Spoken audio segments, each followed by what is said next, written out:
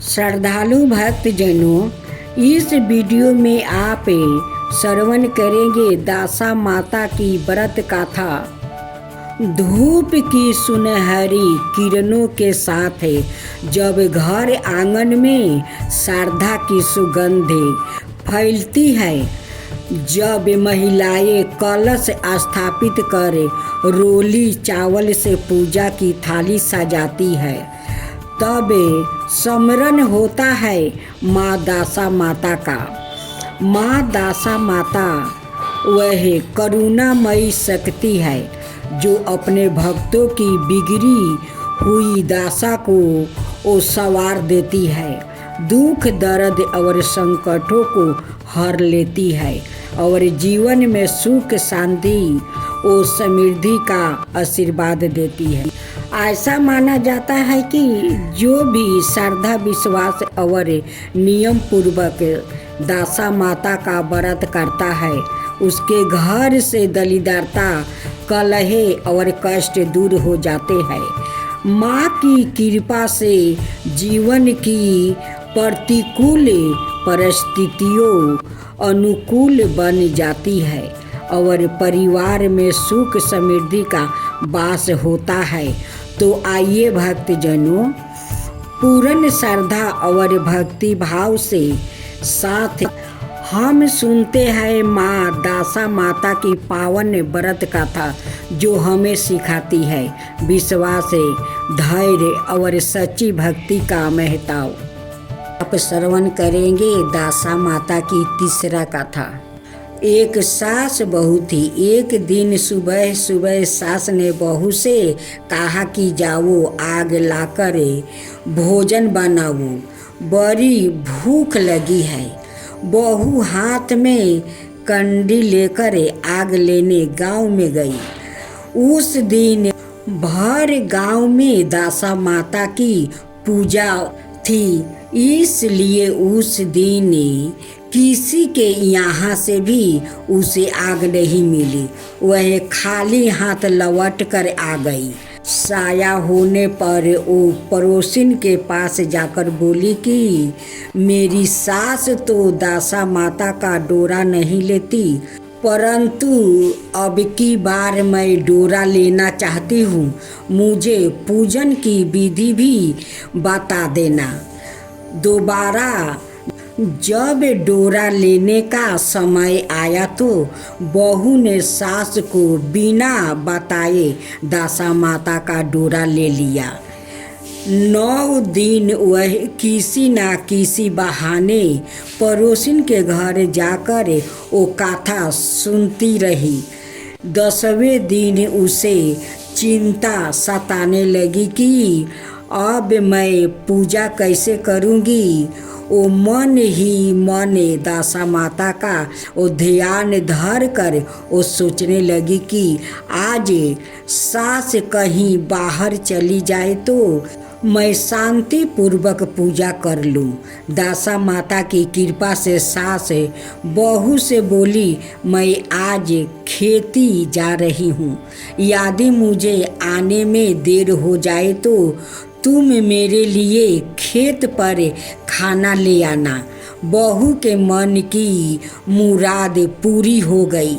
वो तो यही चाहती थी कि उसने सास से कहा कि आप निर्चित होकर जाइए, घर का सारा काम मैं निपटा लूँगी।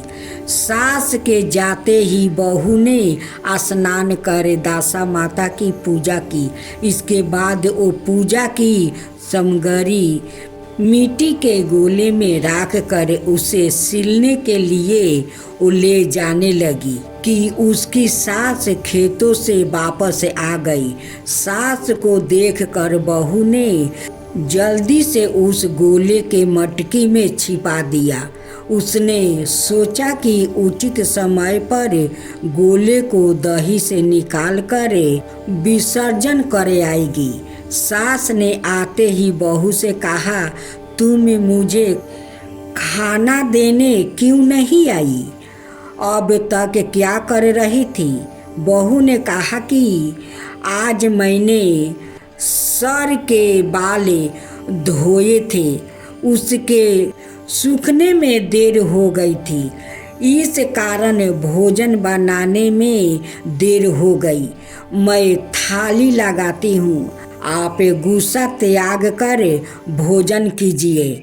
सास का गुस्सा कुछ ठंडा हुआ। वो पैर धोकर चौके पर बैठती कि उसका बेटा भी आ गया। वो भी माता के साथ भोजन करने वो बैठ गया। सास भोजन करके उठना ही चाहती थी कि उसका बेटा बोला, मुझे तो दही चाहिए। सास ने बहू से दही देने के लिए कहा। बहू बोली, मैं तो रसोई में हूँ, आप ही उन्हें दही दे दो। सास हाथ धोकर दही लेने गई, परंतु जैसे ही उसने छाछ की मटकी उठाई तो उसमें कुछ खरखराने की आवाज़ें आई। उसने हाथ डाल कर देखा तो उसे एक बड़ा सोने का गोला मिला। सास ने आश्चर्य से बहू से पूछा, इस छाछ की मटकी में यह सोने का गोला कहाँ से आया है? इसे तुम कहाँ से चुरा कर लाई हो? यहाँ क्यों छिपा कर रखा है? मैं समझ गई कि इसी वजह से तुम छाछ देने नहीं उठी। इसका भेद बताओ। बहू बोली, मुझे कुछ नहीं पता, मेरी दासा माता जाने। मैंने आपको बताए बिना दासा माता का डोरा लिया था और उनकी पूजा भी की थी। आपके आ जाने के कारण मैं डोरे को वो विसर्जन करने नहीं जा सकी। आपके डर से मैंने इसे छाछ की मटकी में छिपा दिया था। दासा माता ने इसे सोने का वो बना दिया। मैं इसमें क्या कर सकती हूँ? सास ने बहू को गले लगा लिया और कहा, अब मैं भी तुम्हारे साथ डोरा लूँगी और विधिवत व्रत और पूजा किया करूँगी। हे दासा माता, जैसे तुमने इनको दिया वैसे ही सब भक्तों पर कृपा करना। अब श्रवण करेंगे दासा माता व्रत का था चौथा। एक साहूकार था, उसके परिवार में 5 पुत्र, उनकी बहुएं और एक पुत्री थी। पुत्री का विवाह हो चुका था, परंतु उसका गौना नहीं हुआ था। इस कारण वो भी अपने माता पिता के घर में वो रह रही थी। एक दिन साहूकार की पत्नी दासा माता का डोर ले रही थी। उसकी बहुओं ने भी डोर ले लिया। बहुओं ने अपने सास से वो पूछा कि क्या ननद के लिए भी डोरा लेना है? सास ने कहा हाँ। इस पर बहुओं ने कहा कि उनकी तो विदाई होने वाली है, यदि व्रत से पहले ही विदा हो गई तब क्या होगा? सास ने उत्तर दिया, मैं व्रत का सारा सामान साथ में रख लूँगी, वह अपने ससुराल में वो पूजा कर लेगी।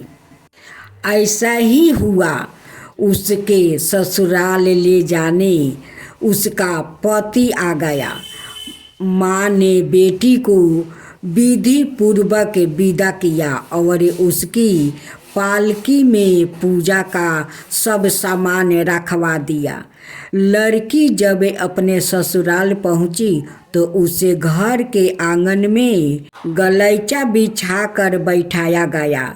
आस पड़ोस की महिलाएं नई बहू को देखने आने लगी। सब उसकी सुंदरता और गहने कपड़ों की वो तारीफ करने लगी। किसी की निगाह उसके गले में वो बंधे डोरे पर पड़ गई। वह बोली, बहू की माँ बड़ी टोटके वाली है।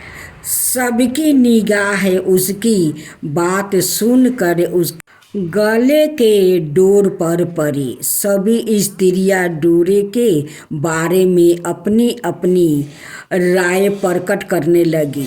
शाम को सास, ननद, देवरानी, जेठानी, घर की सभी स्त्रियों भी उसी डोर की चर्चा करने लगी। सब डोर की निंदा कर रही थी। सुबह से शाम तक डोर के बारे में सुनते सुनते बहू का दिमाग खराब हो गया। उसने डोर के गले से उतार कर जलती हुई आग में डाल दिया। डोर के जलते ही सारे घर में आग लग गई। घर में राख, सब धन धनाए जल गया। सब आदमी अपने प्राण बचाकर घर से वो बाहर भागा। अब घर में केवल नई बहू और उसका पति रह गया। बाकी सब भाग गया था। घर का सारा सामान जल गया था। घर में अब ना खाने को अन्न था और ना ही पहनने के लिए वस्तु बचे थे। इसलिए दोनों पति पत्नी गांव छोड़कर रोजगार खोजने चल दिया। चलते चलते वो उसी गांव में पहुंच गई जहां की वह लड़की थी। लड़की ने अपने पति से कहा, तुम यहाँ बाहर झोंको और मैं भी कोई काम ढूंढती हूँ। पत्नी का कहना मानकर वो बाहर झोंकने लगा और वह सवाए एक कुएं पर जाकर बैठ गई। उस कुएं पर सारे गांव की स्त्रियां पानी भरने आया करती थी। उस लड़की की भाभियों उस कुएं पर पानी वो भरने आई, परंतु उन्होंने अपनी ननद को नहीं पहचान पाई। वो उससे बोली, तुम तो किसी भले घर की लड़की मालूम होती हो, कुछ काम करना चाहती हो तो बोलो। लड़की बोली, काम तो करूँगी परंतु कोई नीच काम नहीं करूँगी। बड़ी भाभी बोली, हमारी ननद ससुराल चली गई है, तुम हमारे बच्चों की देखभाल करती रहना और हमारे घर से सीधा लेकर अपना भोजन बना लिया करना। लड़की इस काम के लिए राजी हो गई। लड़की की भाभियों अपने घर आ गई और सास से बोली, कुएं पर एक अनाथ लड़की बैठी है, वो हमारे घर रहने और बच्चों की देखभाल करने को राजी है। आप कहो तो हम उसे रख ले। सास ने कहा, खुशी से रख लो, परंतु आपस में कलह मत करना। सब बहुओं राजी हो गई। वो वापस कुएं पर आई और उसे घर ले आई और वह अपने भतीजे और भतीजियों की देखभाल करने लगी और अपना जीवन बिताने लगी। एक दिन दासा माता का डोरा लेने का अवसर आया। सास के कहने पर सब बहुओं ने डोरा लिया। बहुओं ने सास से पूछा कि क्या इस लड़की के लिए भी डोरा लेना है? सास ने कहा, हाँ। बहुओं ने कहा, इसी प्रकार अपने ननद जी के लिए भी डोरा ले लिया था, परंतु पूजा से पहले ही उनकी विदाई हो गई। अब इस लड़की को डोरा दिलाना चाहती हूँ। यदि यह पूजा से पहले चली गई तो क्या होगा? सास बोली, तुम्हारी ननद ने अपने घर जाकर पूजा की होगी। यह लड़की पूजा होने तक इसी घर में रहेगी तो अपने आप पूजा में शामिल हो जाएगी और यदि कहीं चली गई तो वहाँ पर ही पूजा कर लेगी। सर्वसम्मति से लड़की ने भी दासा माता को डोरा ले लिया। 9 दिन तक वो दासा माता की कहानी और व्रत पूजन में वो शामिल होती रही। 10वें दिन लड़की की माता वो बहुओं ने सर से स्नान किया और घर में चौका लगाई और पूजन की तैयारी करने लगी। लड़की बहुओं से बोली, यदि कोई पुराना कपड़ा मिल जाए तो भी स्नान कर लूं। बहुओं ने अपनी सास से पूछकर अपनी ननद की साड़ी उस लड़की को दे दी। अपनी पुरानी साड़ी लेकर वह स्नान करने गई। उसने सर से स्नान करके साड़ी पहनी और घर आ गई। घर पर पूजा आरंभ हो गई। वह जैसे ही पूजा के पास आकर बैठी तो बहुओं ने कहा, यह तो हमारी ननद जैसी लग रही है।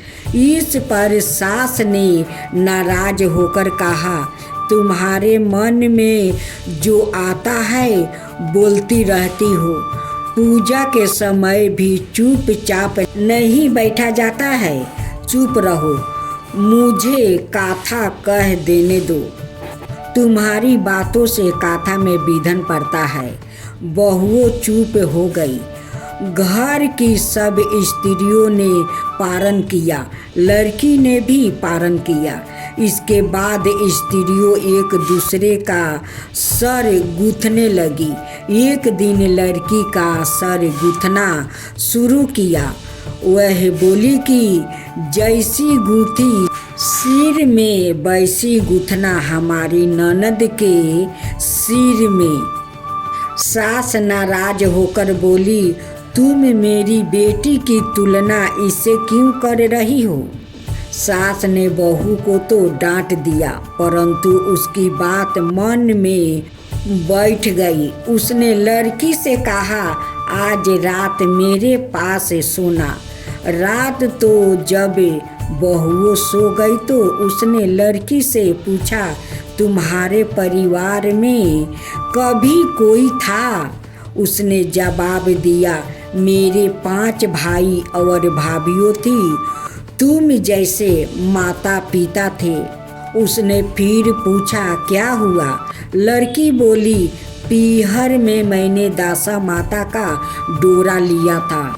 उसके पूजन से पहले ही ससुराल के लिए विदा हो गई। ससुराल में पहुंचकर मेरे गले में पड़े डोरे को देखकर वहाँ की स्त्रियाँ हंसी उड़ाने लगी। तब मैंने उस डोरे को आग में डाल दिया। उस डोरे के साथ सारा घर जलकर भस्म हो गया। सब लोग भाग गया। हम दोनों भाग कर इस गांव में आ गया है। उसकी माँ ने पूछा कि तुम्हारा पति कहाँ है? लड़की ने कहा, वह भर पूजे के यहाँ बाहर झोंकता है। दासा माता के प्रकोप से हमारी यह हालत हो गई है। वह समझ गई कि यह लड़की कोई और नहीं, उसकी बेटी ही है। तब उसने अपने 5 बेटों को बुलाकर कहा कि यह तुम्हारी छोटी बहन ही है। सवेरे होते ही माता के कहने पर 5 भाई भर भूजे के यहाँ से अपने बहनोई को लेकर आए। उन्होंने उसको स्नान कराया और उत्तम वस्त्र पहनने को दिया। कपड़े पहनकर वह सुंदर साहूकार दिखाई देने लगा। वह कुछ दिन ससुराल रहकर अपने घर चला गया। घर पहुंचकर उसने देखा कि सब लोग पहले की तरह सुखपूर्वक रह रहे हैं। इसके बाद वह अपने ससुराल आया और अपनी पत्नी को विदा कराकर घर ले आया। वह अपनी दासा पर विचार करती हुई जा रही थी। मार्ग में एक नदी पड़ी। उस नदी में स्नान करके अप्सराओं दासा माता का डोरा ले रही थी। उनके पास एक डोरा बच गया था। वह अप्सराओं बोली, यदि इस डोली में कोई ऊंचा वर्ग की स्त्री हो तो उसे यह डोरा दे दो। उन्होंने डोली के पास जाकर पता किया और वह डोरा उस लड़की को दे दिया। जब लड़की अपनी ससुराल पहुंची तो सास थाल सजाए, ननद कलश लिए और देवरानी जेठानी अनाए मंगली के वस्तुओं लिए उसका स्वागत करने के लिए वो खड़ी थी। नेक दस्तूर हो जाने के बाद लड़की को आसन पर बैठाया गया। आसन पर बैठने के बाद लड़की ने कहा, आप लोग ने पहली बार दासा माता के डोर के लिए आप शब्द कहे थे, जिसका फल यह हुआ कि घर के सब लोग बिछड़ गया था। घर का धन धनाए जल करे वो स्वाहा हो गया था। बड़ी मुसीबतों उठाने के बाद अब अच्छे दिन आए हैं। आपसे कोई भी अब मेरे दासा माता के डोरे की निंदा करने की भूल ना करे। जब मेरा व्रत हो तब सब श्रद्धा पूर्वक पूजा करे। सबने खुशी खुशी उसकी बात मान ली। 9 दिन तक व्रत चलता रहा। 10वें दिन विधि पूर्वक डोरे की वो पूजा की। 7 सुहागिनों को न्योता दिया गया। उनका श्रृंगार करके आंचल भरा गया। इस प्रकार दासा माता को पूजन समाप्त हुआ।